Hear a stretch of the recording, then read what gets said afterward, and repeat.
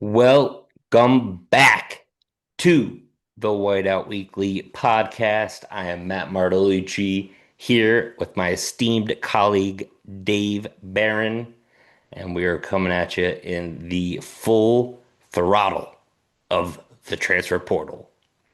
But before that, we got to talk about Penn State's win in my beloved Pinstripe Bowl at Yankee Stadium. I think it was right before the Wasabi Fenway Bowl. hmm So back to Not to be back, confused with the Fenway Bowl. back to back bowl games in baseball ballparks, which God forbid we ever play in one of those again. Yeah. Cross your fingers. But we won it 22 to 10, finishing an otherwise disappointing season to say the least. hmm We had a four-game winning streak, finished 7-6 overall. And during the broadcast, they almost jinxed us when it was kind of a close game. We were up, I think, a touchdown, maybe 10 points. hmm They said it would have been the worst or the first losing season, excluding COVID, since hmm 2004 hmm for the Nittany Lions. And somehow the Grunkmeister, who we'll talk about in a little bit, was 23 for 34 for 260 and two touchdowns. Absolute gamer there. But Aller never touched those numbers. never, never touched that accuracy Mm-mm. percentage. Not Or even that close. yardage. So when I was watching it, Quinton Martin Jr. just took over 20 hmm carries for 103 yards. Also have to include another guy coming back, Andrew Rappleyea, 5 catches, touchdown. And then one of the guys I think we talked about last podcast, hmm cornerback Darius Dixon, 3 targets against him, only 1 catch allowed for 27 yards and 3 pass breakups. And hmm he's coming back, which was humongous.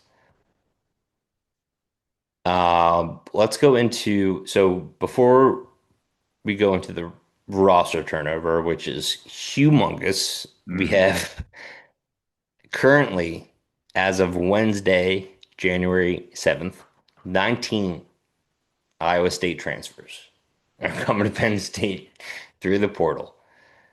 But let's talk about some of the coaching movements. And Davey, why don't you give us a little insight on our new D coordinator who we talked about last week, D'Anton Lynn. Yeah, Dan Lynn, who was a hot commodity, not just for Penn State, but for much of college football last year, or last year's coaching carousel before ultimately inking a bigger offer from USC to be able to stay in town. Ends up finally making the move back to Happy Valley. I say back to Happy Valley because he is, if you're not familiar, former Letterman. Believe 2008 to 2011. Dantlin was on those Joe Paterno coach teams as a cornerback. I believe he had an all Big Ten, at least honorable mention. I'd have to fact check myself on that during his time at Penn State, but spent some time in the NFL, both as a player and as a coach. Ultimately, made his way back to the college ranks, and really where he began to really ascend to kind of where he's at, where he's viewed in the coaching realm these days. Which a lot of folks out there do believe he's a potential future head coach. In 2023, joined UCLA Bruins, and really his track record has been just the improvement that he's made on some defenses that have needed it. So in 2023 at UCLA, was able to get them to number 10 in the country in total defense, number one in fewest rushing yards allowed, and then is ultimately poached from the crosstown rival USC Trojans, who, if you're not familiar, had a very atrocious defense with Alex Grinch as the D coordinator. So he was the predecessor to him. Tough situation to be in as a D coordinator at USC, especially when your head coach Lincoln Riley, who is known for his air raid offense, Quarterback quick whisperer. possessions, Hmm. defense, quarterback whisperer, defenses on the field a lot. Was able to improve that USC defense ultimately last year to number 13 in red zone defense, 21 in third down defense. Ooh. Didn't quite get them to, when you look at some of the other statistics, to the upper echelon of college football, but I think given the circumstances and the type of offense that they run, I think definitely more than competent. And some of the analysis, some of the feedback on how Dantlin operates as a coach is he's just a absolute ball knower. Not so much in the recruiting realm and building relationships with guys, but more so breaking down film, talking strategy, and just helping guys get better on the field. So I think it was a big get. We got to be careful when you talk about splash hires because we thought we had one last year with Jim Knowles. Spy, spy. Yeah, we don't forget that narrative's not going away. But I Call mean, me between spy. him, Kotelnicki no longer with the program, so I mean, splash hire isn't really the name of the game. But I think Dan Lynn, for me, I think is a really, really solid hire. The other aspect of this, he's a younger guy, which seems to be the theme with the new Matt Campbell staff. I think just kind of throwing things out there, but I think it's ability to relate more with players. I think is He's huge. And 36 years old.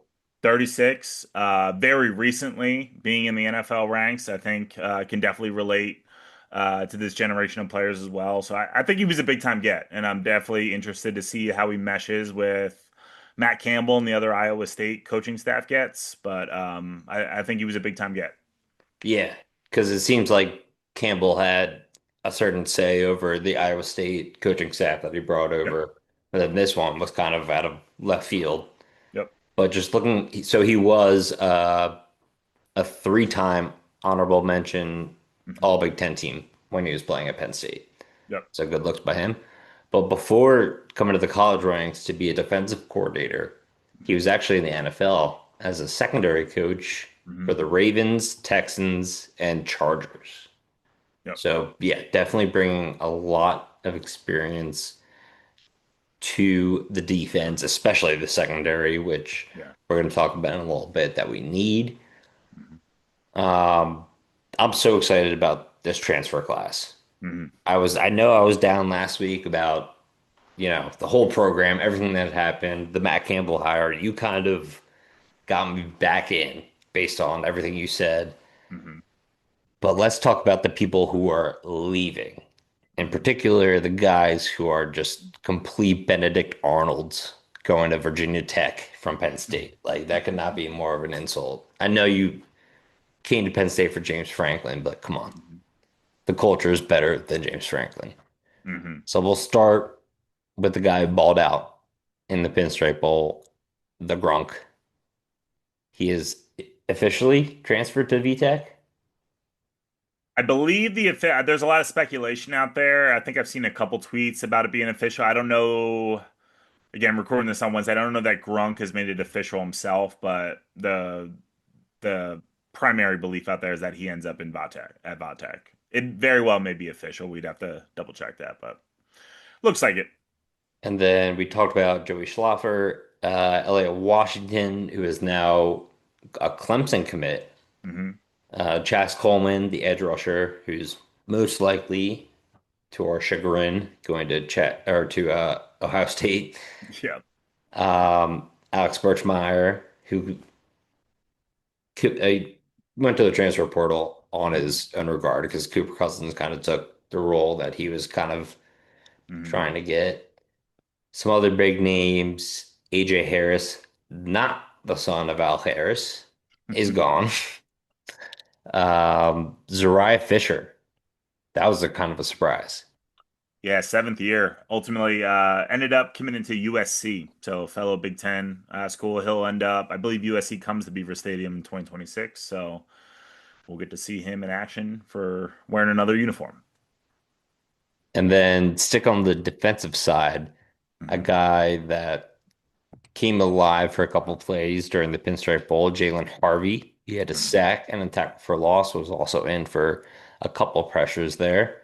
Hmm. He is in the transfer portal, along with King Mack, Hmm. who I'm not gonna lie, that kind of cut me. That Yep. kind of cut me right in the heart. I had expectations of him being the new turnover king Yep. for us instead of Zakee Wheatley, but unfortunately, he will be transferring. This will be his third school, Alabama. Third school in 3 years. Started Mhm. off Penn State, transferred to Alabama, came back to Penn State. So he Oh, finds okay. Yeah, himself yeah. in the portal for third year in a row. Also with King Mac, I mean, during the 54 day, it's gonna be hard to forget how many days it was because it was Yeah, I think it so was 50, painful. it was 54. 54 day coaching search. He was also one of the most vocal guys during that time. On Twitter, on social media, just advocating, kind of what went wrong during last season and really what went right as Terry Smith came over. So he really portrayed himself as a potential locker room guy, glue guy, potential captain maybe. So yeah, I'm with you. Definitely to see him ultimately bow out was definitely a little bit of a shocker and definitely cut to the core. Yeah, again, because he was so vocal on Twitter about, Terry Smith, the respect he had for Terry Smith. And I just want to mention, shout out to frickin' Terry Smith, man. Mhm. That guy, I mean, it's John Gruden, Terry Smith, Yep. number one and two football lovers in the entire world. Yeah. Like the guy was in tears after winning the Pinstripe Bowl just because he loves football. He Yeah. loves the guy he coaches. He loves coaching. Hmm. And I'm just so ecstatic that he's still on the Penn State coaching Yep. staff. Like, could Yep. not be more excited that he's maintained. That would have been probably the biggest loss Hmm. given everything that's going on. Would be Definitely, Terry I would say Smith. played a huge role in the roster retention as well. I know we're talking about all the guys that leaving, but we'll get to in a minute, all the key pieces that stayed.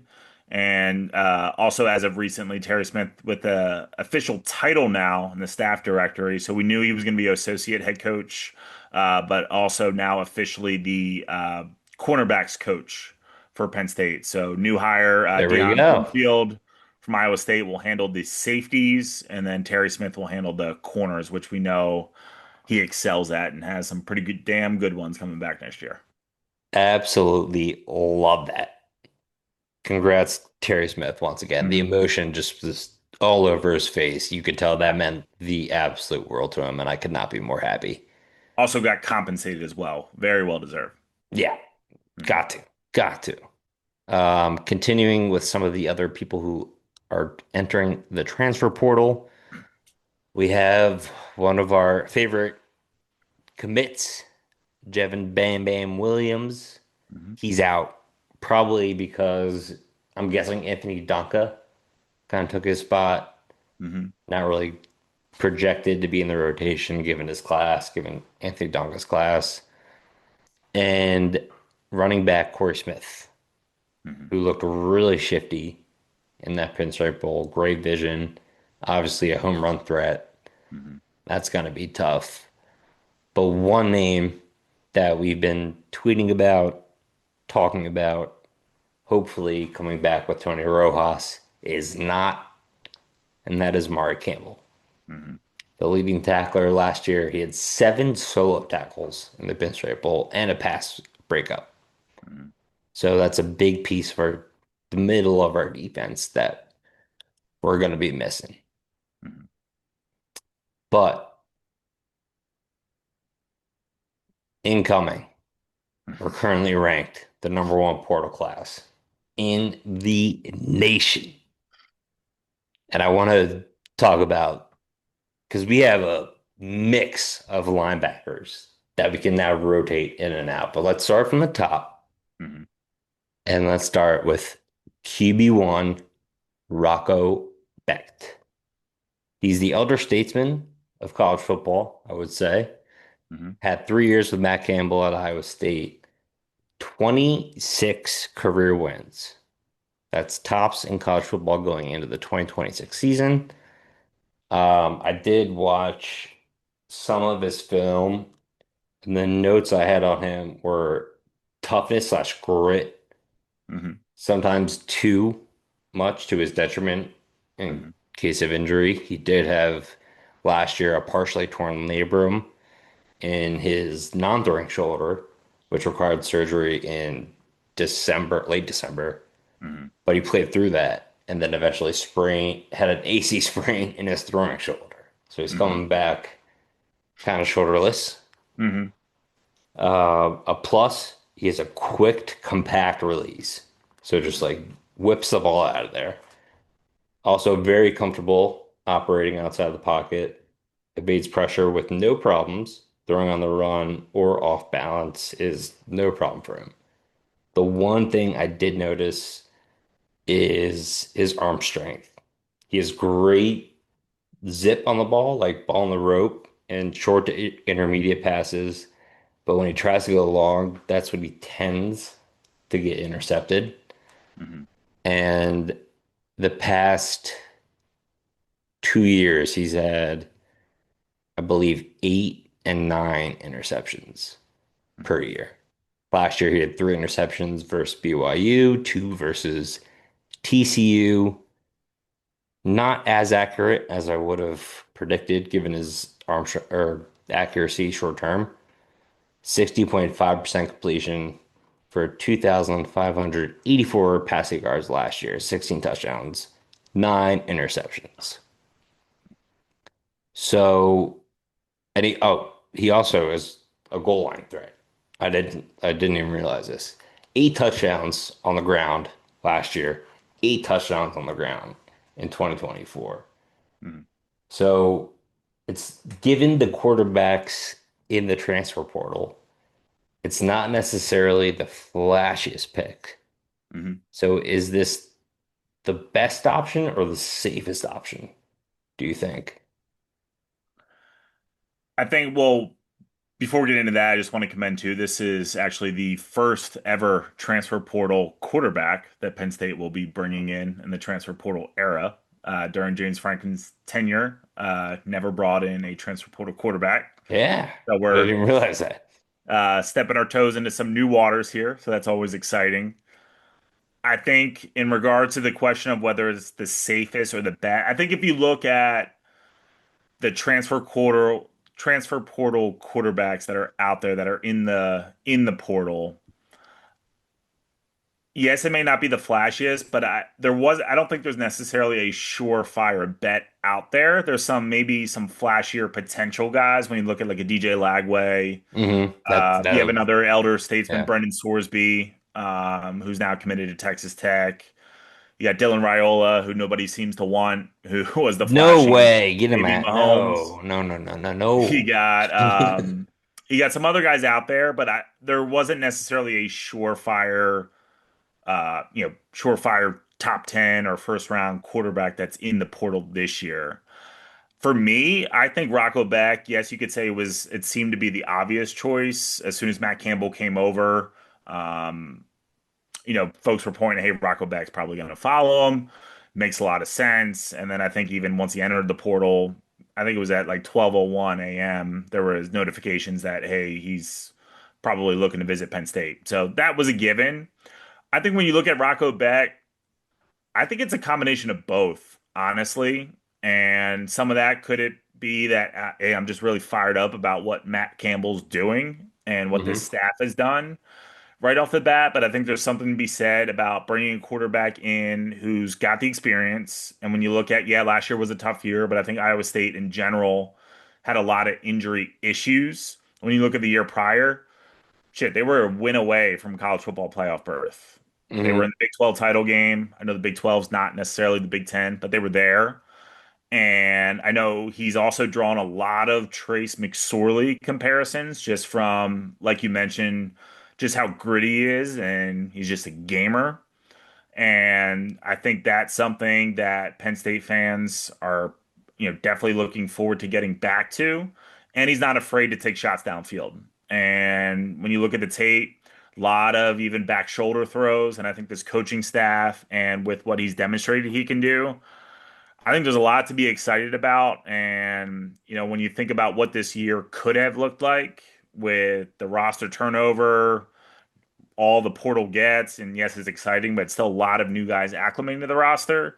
I think bringing in a quarterback that has Power Four experience and also, more importantly, the continuity with the coaching staff, I think that that definitely raises the floor for 2026. And if he can stay healthy and everything comes together like we hope it does, I think it gives Penn State a really good chance to actually compete in 2026 for the Big Ten. Yeah, and so last year was obviously his worst Yeah. statistical year because of his shoulders. But just looking back, been in college football for 4 years, Mhm. 2023, 23 touchdowns to 8 interceptions. Mhm. 2024, 25 touchdowns to 9 interceptions. And then Mhm. 2025, 16 to 9. So he's Yeah. good for 8 or 9 interceptions Yeah. a year, Hmm. which, is kind of almost won a game in a 12 game schedule. But Hmm. yeah, definitely a gunslinger. I mean, I Yep. saw it in the film. He was like, he would just torch it downfield. Some of them were dropped into a bucket. Some of Hmm. them kind of lacked the, you know, rope Yep. aspect of just ripping it down the field. It kind of floated and then died at the end where people could come over and pick it off. Hmm. But I like how you said that they raised the floor. Do you Hmm. think this recruiting class kind of raised, before we get into all the details of it, did it raise our ceiling to compete with teams like Ohio State, Oregon?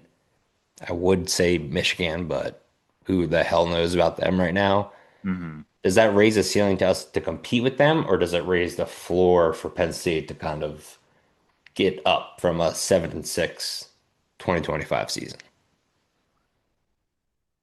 I think for me, I think it's going to be the cop out answer. I think it's too early to tell. When you look at their schedule for next year, I was just about it's to a I was going very to bring that up manageable with my schedule. counterpoint. Yeah.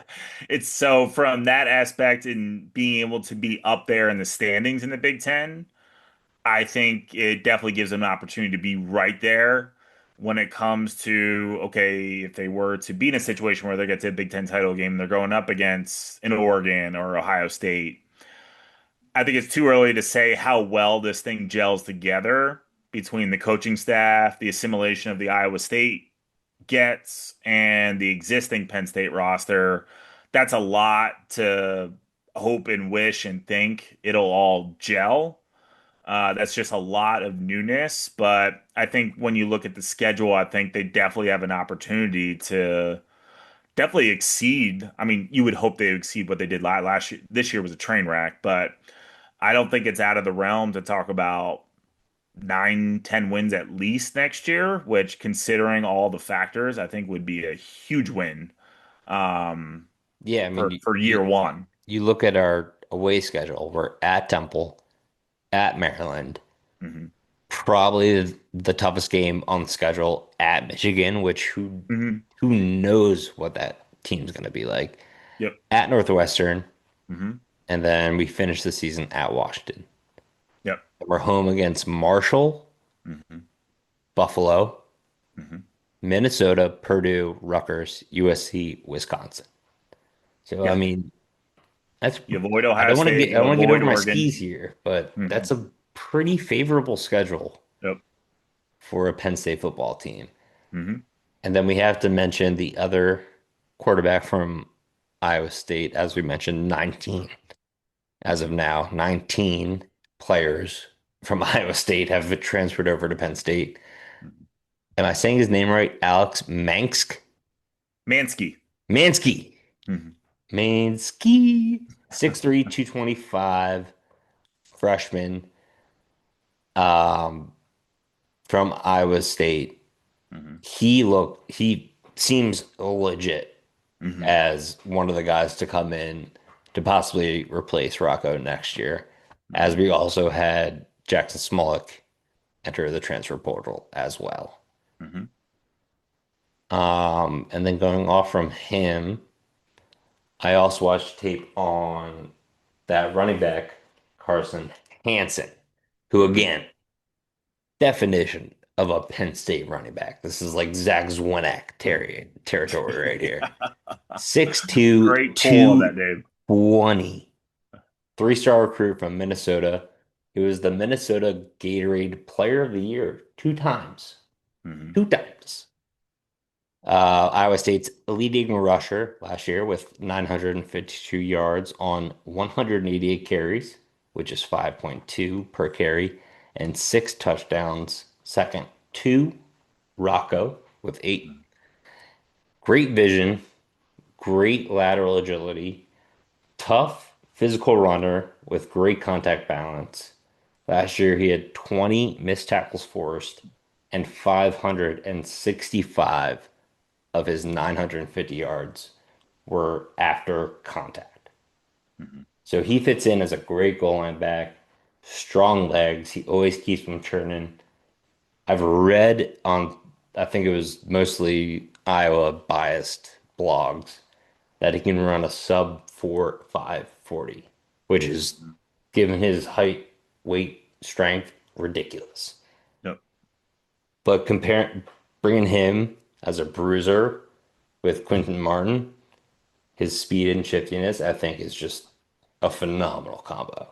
Hmm. I absolutely love that. But the only thing I had as a negative for him, he's got to improve in the pass game.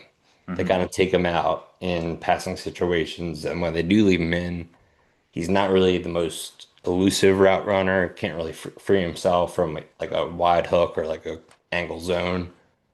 But I'm excited about him for Hmm. sure. Pairing him with Quentin Martin. Yep.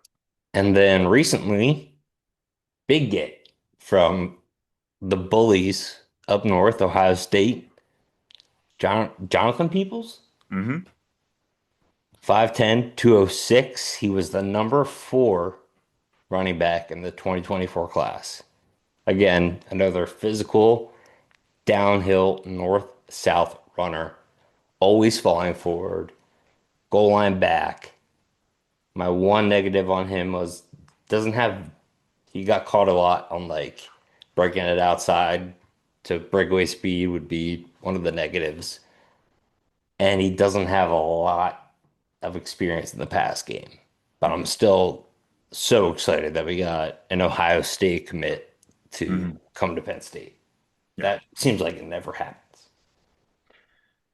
Yeah, I think it's a big time get, and I think it shows that this staff is willing to go out and get just the best talent that's out there, right? So obviously we had the influx of Iowa State talent, so now we're starting to talk about some of the non-Iowa State talent that are still coming in through the portal. And I think when you look at the running back room, considering the circumstances that transpired this year and what we're anticipating walking into next year, right? So you have Saquon Barkley, who's in a league of his own. So him to the side, you're talking about losing two of two of probably the best running backs, the best running back tandem that Penn State has ever had, in Nick Singleton, Kaytron Allen. You got nothing all season in terms of a glimpse of what's behind those two. You got somewhat of a glimpse during the Pinstripe Bowl of what Yeah. Quentin Martin could do. Hmm. So you feel excited about that. So the fact that Quentin Martin's willing to come back, understanding that you're bringing in Carson Hansen and Jonathan Peoples, and oh, by the way, as of this morning, you got a commitment from Tyke Hayes, freshman, that he's coming back. Oh, fuck yeah. So, so you still have 4 guys that are unproven in a Penn State uniform, but the fact that all those guys were willing to come to Penn State or run it back with Penn State, and that this coaching staff went after and got these guys, and given Matt Campbell's track record of evaluating talent, I think you got to feel pretty damn excited about that running back room, given that we were about to come into this year with a lot of uncertainty. Yeah. Um, Two things. First, I feel like Nick Singleton and Kaytron Allen are going to go later in the draft just because of the season Penn State had. Hmm. Whoever gets, I think I said this last week, but whoever gets those two players Yeah, are going to be so ecstatic yeah. with their third or second round pick. Hmm. Like these guys are the tops of Penn State rushing leaders, which is Yeah, an esteemed group. yep. And it just feels like they're kind of falling to the wayside in terms of their draft stock. Hmm. When you look at their college career, it's like these guys could burn it. Yeah. These guys are really, really good.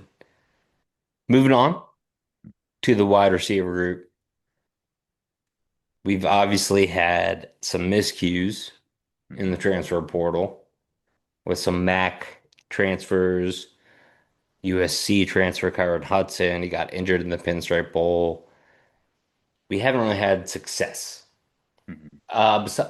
Besides, what's his name? Mitchell Tinsley. Yes, Tinsley. My boy, Tinsley. Love him. Hmm. He was probably maybe the best recruit we've gotten through the transfer portal. Hmm. But now we are getting three, maybe four studs Hmm. coming in from Iowa State. Starting with, you got to help me with this last name, Brett Eskeldin, Eskelton. Eskelton. 6'1", 200-pound junior, three-star recruit out of Texas. He led Iowa State in receiving yards and was the second in touchdowns, 30 receptions for 526 yards. Again, the leader on the team, five touchdowns. I wrote about him. He had great football IQ Hmm. with his route running. He knows when to sit in his zone. He knows when it's man. He's going to be Rocco's best friend, No. besides the tight end we're about to talk about. Hmm. But I think this kid will be one of the most targeted players on the team next year. He cuts on a dime, has great hands, only had two drops last season. Hmm. So we got him coming in, another wide receiver from Iowa State, Chase Soul, Hmm. 6'3", 210 pounds. He's going to be a senior four-star recruit out of Texas. He chose football over baseball coming out of high school. Has been around college a little bit. In 2022, he was at Colorado, transferred to East Carolina for 2023, 2024, and then was with Matt Campbell last year. And last year he was second in receptions and second in yards with 32 catches for exactly 500 yards, Hmm. two touchdowns. Um, from the limited tape I saw on him, he has a kind of short route tree. It's like slants, fades, back shoulder throws. So like kind of a third down, red zone threat. Uh, did have the most targets Hmm. on Iowa State last year with 59. Doesn't really have deep threat speed, not really his kind of game, but he can definitely add to his route tree. The one negative I had on him, too many drops. Hmm. He had six total last season. Hmm.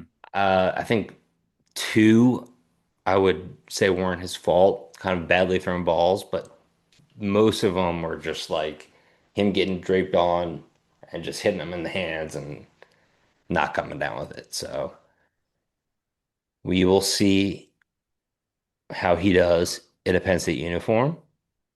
And then two kind of unknown names who should be coming up. Zay Robinson, 5'11", 185, should be a slot receiver. Hmm. He's so explosive off the line. He can, if you're pressing him, he's gonna route you up in 1 second. Hmm. He's another deep ball threat, just like Brett Eskeldin. Tracks the ball extremely well. Actually, reminded me of Devontae Smith, the way he can flip his hips and kind of go up and get the ball. Hmm. Reminded me of one of my Eagles' favorites. And he also can stretch the defense horizontally on jet Hmm. sweeps, either in motion, getting the defense to pry their eyes that way because he's such a threat. But the negative I had on him, catching traffic.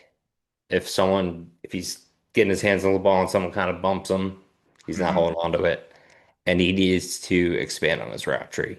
He's kind of just like a one-trick pony of deep routes. And lastly, another Iowa State transfer. This kid, 6'5", 200-pound freshman.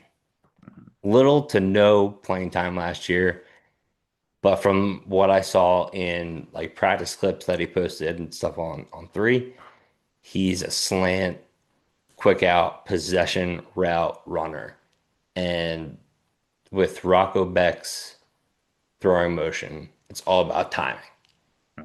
The way he gets the ball out quickly is just timing based, and he's kind of one of those guys that will thrive in that kind of offense.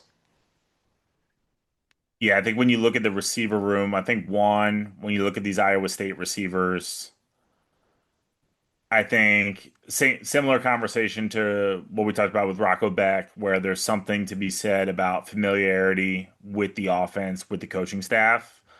I think the same thing can be said with these wide receivers, where yes, they're coming into different level of competition, it's Big Ten, but having the familiarity with the coaching staff, with the offensive coordinator Taylor Mauser, and then more importantly, wide receiver coach Noah Pauley, Hmm.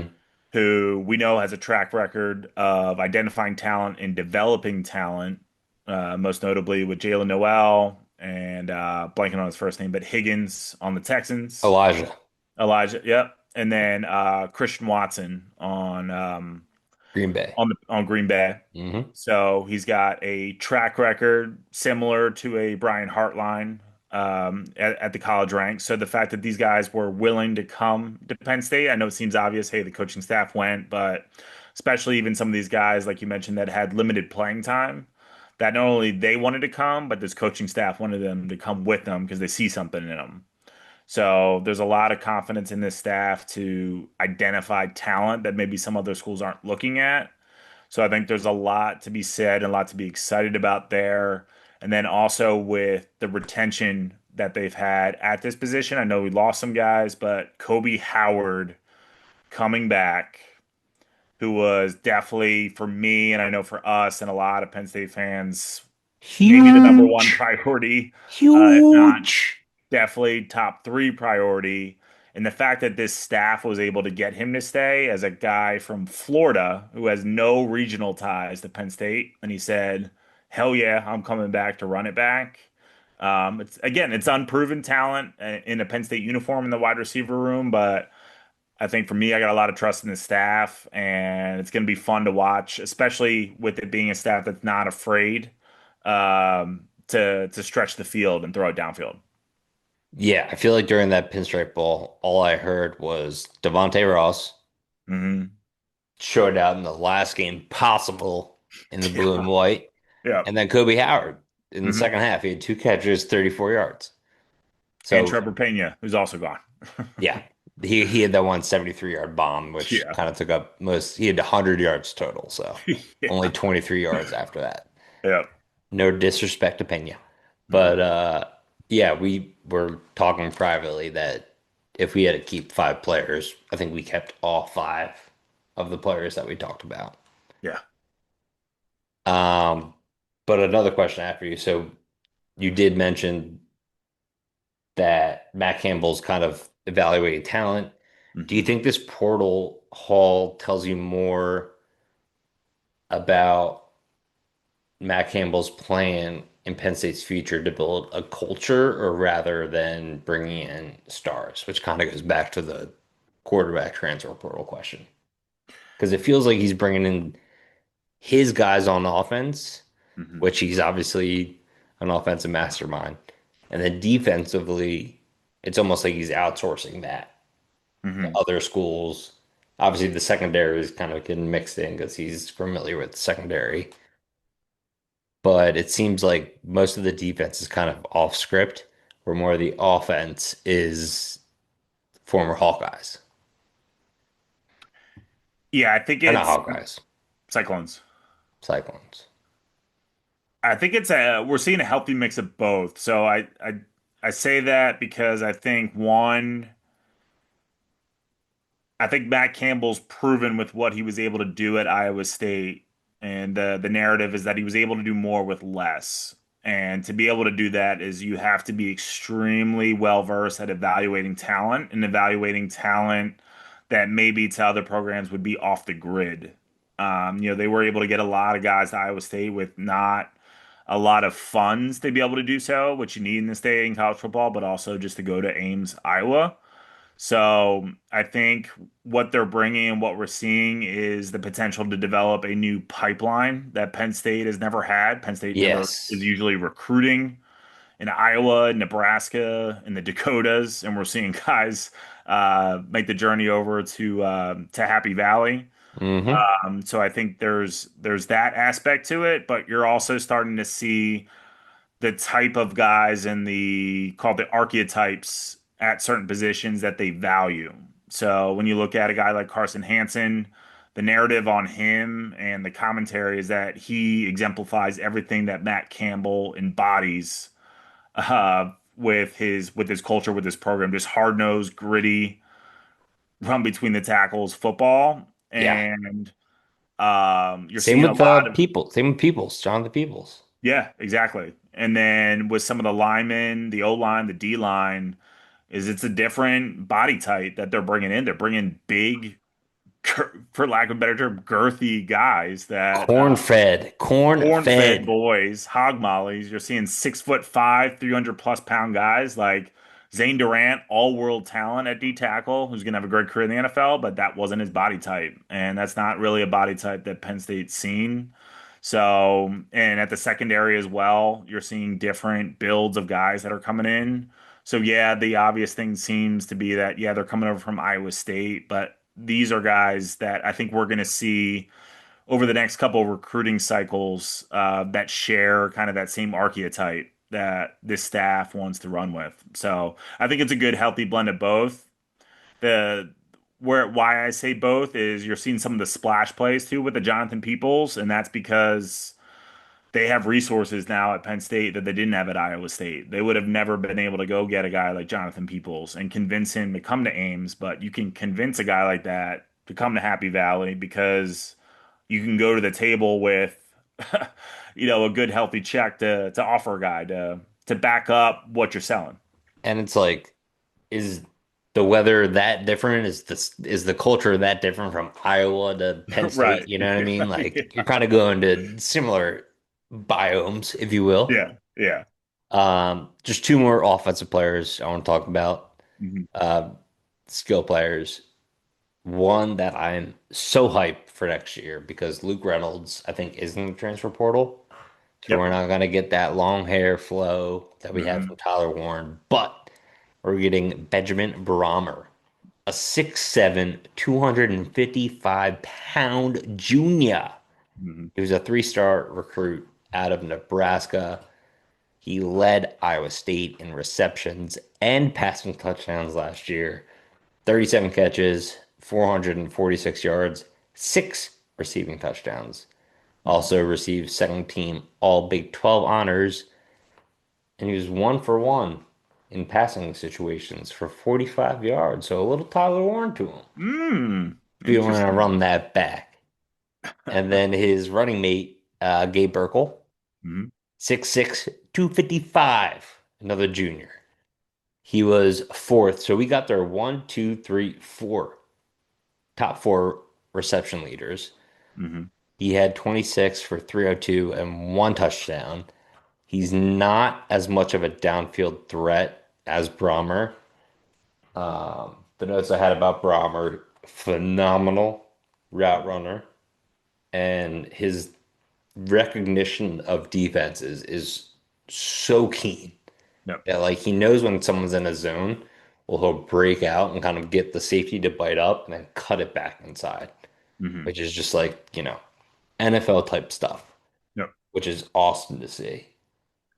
The only thing I can say about these two is that their blocking is not up to Penn State standards of what we've seen from Tyler Warren pushing guys through the back of the end zone, Yep. Khalil Dinkins, but I think they can definitely succeed in this offense given their roles and given their opportunities. Think especially given that we know what we have with Rap, especially down the stretch, and that's really why Rapelier overtook Reynolds and even Dinkins because he's got that willingness to block and use his frame, and especially given again Brahmer and Burkle's builds and what the new offense will likely look like, where Taylor Mauser is known for using a lot of 11 and 12 and even 11, 12 personnel and even at times three tight ends.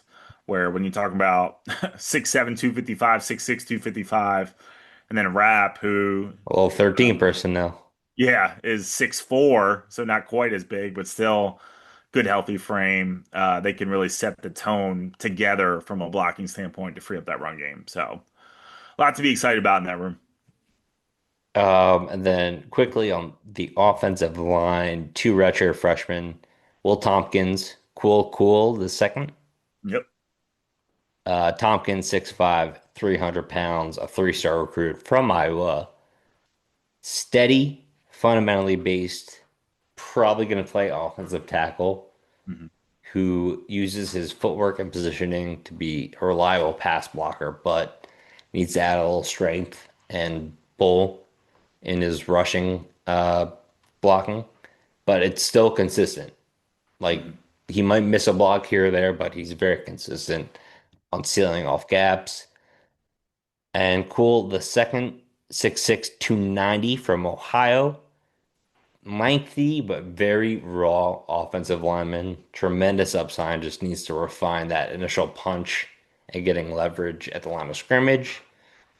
And then the most senior of the group, Trevor Burr.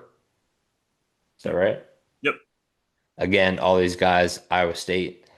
He's 6'4", 325. So, like Dave just mentioned, we're just getting corn-fed beasts out there. He's had 8 games of action, 6 total starts last year. Honorable mention, Big 12. He did allow 5 pressures in those 6 games, 2 QB hits, but no sacks attributed to him. He plays all three, right guard, center, left guard, all three interior offensive line positions. Technically sound and rarely out of place in blocking schemes, but doesn't quite stand out as like a mauler. But Yeah. he's just, you never hear his name called, which is one of the best compliments I think an offensive lineman can get. And then roll into the defensive side. Do you want to talk about some of the linemen coming in? Because those are the guys that are coming in that we're outsourcing from Iowa State coming in on the defensive line. One Yeah. So, guy I'm super excited about, McPherson, mhm. Alexander McPherson. Yeah. Yeah. So D line, like you mentioned, these guys aren't necessarily coming from Iowa State. Do have a new D line coach coming in the fold. I'm not going to attempt because I know I'm going to butcher his name, but coming by way of UCLA, who also has familiarity and has worked with D'Anton Lynn in the past. So one of those guys that he's bringing that is following him to Happy Valley, Keanu Williams. Sorry to cut you off. I know DDS did quote or tweet before the Pinstripe Bowl. He was as Deion Barnes signed to South Carolina. Hmm. He was like, "You're really gonna let the best defensive lineman coach leave Penn State? Like, sweet." Yep. And it's like, all right, like DDS, you had a great career at Penn State. Why are you trying to trash us on your way out? Right. He had a Yeah. great game, Yeah. but that's just I don't want to hear that. I don't want Yeah. to hear that on your way out of here. Yeah, I know. Like I know you respect your coach and everything, but like Right. you're not part of the program anymore. We don't need to hear that. Exactly. Yeah. I wasn't too fond of that either. So yeah, we got some new blood coaching that D line who does have a good track record. So Keanu Williams from UCLA, again, new body type, 6'5", 320, 6-year senior. You got Armstrong Nodum from Oklahoma State, 6'2", 290. Both of these guys, premier gap cloggers, demand double teams. Just big bodies to plug the gap. And then Mhm. lastly, on the edge, like you mentioned, to tee it up for you, definitely one of the higher profile edge rushers in the portal by way of Colorado, Alex McPherson, 6'6", 240. Very quick off the snap, mixes his speed with his power rush. Definitely has some room for improvement, but I think he's a good mix of, has demonstrated that he can produce and, definitely somebody that I think with that raw talent can be developed into potentially a premier Big Ten pass rusher. So I think that was a huge get, especially given that he's got a supporting cast with what you have coming back with Max Granville, who we know is coming off an injury, but still very excited about. And then obviously you lose Chaz Coleman, but you have Yvonne Kamaju, Yes. who had a big, latter part of the season, especially as he got more reps at that edge spot, is also coming back. So I think the combination of those guys, plus with some additional young talent, I think you got a really good incoming D-line group. Yeah, I mean, that was another one of the tapes I watched very briefly, but his Mhm. it's like he knows what the snap count is. It's crazy. He's like, I'm not gonna compare him to Abdul Carter, but it's Mhm. almost like he's getting there to where it's Yeah, like he's anticipating that snap count so fast where it's like he's just jumping. yeah. But I think he does need to improve. Like he has a fantastic speed rush going Hmm. either over the shoulder or dipping around the edge. Yeah. Fantastic power rush, just putting tackles on their heels. Hmm. But as soon as that first move doesn't work, he kind of gets stalled, which Yep. I think he needs to improve on his counterattacks and then as well as coming down the line on his run stop ability. But Yep. that, I mean, he was one of the guys that I watched tape on. I was like, holy shit, this guy is fast as fuck. Like he just jumps off tape. Yeah. He's an athletic freak. Hmm. And then another guy from Iowa State, not from an outside source, Yep. Elijah Carnell. I labeled him an all heart player. Not very technical. He Yep. just wins through his willpower. If Deion Sanders was given rankings, he'd get a dog on his chest. He's not going to demand many double teams. He'll be a great rotational player, I think, coming up, but he's just going to be the energizer bunny Yep. for this defense. Kind of almost akin to a Dom DeLuca type, where Hmm. he's going to be on special teams, I think, and just, bring a lot of energy to that defense. Hmm. Now, Dave, big question I have for you. You got Tony Rojas coming back, Hmm. mentioned Amari Campbell leaving, but we got three pretty sick linebackers Hmm. coming in here. What do you think the rotation is going to look like between Tony Rojas and the one, two, three Iowa State linebackers coming in? Yeah, I mean, I think at linebacker is definitely if you have Amari Campbell coming back with Rojas, then you feel really good about that room. With losing Campbell, that definitely puts a damper on that. Plus, he lost some other depth. Granted, not guys that have produced at a high level at Penn State, but granted, experience and depth. So he lost Anthony Specca, lost Kari Jackson, lost Keon Wiley out of that room. So that really leaves you with Rojas. Alex Tash, who got some run this year. I ended up getting hurt later in the season, so didn't quite see him as much in action, but still feel good about him. And then you got LeVar Arrington the second, who, Forgot for about him. obvious That's reasons, the five. Yeah. namesake, didn't really only got special teams run this year, but after a year in the strength program, you're hoping he can become close to what his dad was. I I know saw him sitting that's on the high sidelines expectations. during that bowl game. And I was Yeah, like, how is he not getting any reps? exactly. Yeah. So definitely took a shot to the depth. I mean, what you have coming in from Iowa State, you got Cooper Ebel, you got Caleb Bacon, you got Kale Brazina. So you got three guys that all played together, all shared the field together at Penn State, or sorry, at Iowa State, now at Penn State. So it's going to be interesting to see how those guys blend with Rojas, who at full strength, we know what he's capable of. And I think for me specifically, the one I'm excited about, Caleb Bacon, who, if I'm not mistaken, was one of the top three portal linebackers, Oh yeah. so far based on Yeah. who's in the portal. Hmm. So at 6'4", 240, none of these guys have familiarity with the defensive coordinator, with D'Anton Lynn. So it's going to be interesting to see how he, blends these guys together, what type of rotation that looks like. But I think you definitely feel a hell of a lot better about the depth, in terms of guys that have produced at the Power Four level. And I wouldn't be surprised if they're still out there looking in the portal for another big name, to just Really? kind of shore up that room. Yeah. Another line. Okay. Yeah. I like that. Because yeah, I can see Bacon Hmm. coming down as like a third. maybe he could be the starter next to Rojas. Yeah. But I mean, his stats last year: 68 tackles, 9.5 tackles for loss, 3 sacks, 3 pass deflections, and a forced fumble. So Hmm. he's very versatile, good run stopper, Hmm. very good in the pass. And then Kale Bredzina, Hmm. he's just an old school Hmm. north-south downhill read and react linebacker. Yeah. Not a lead in pass coverage, so probably an early down linebacker.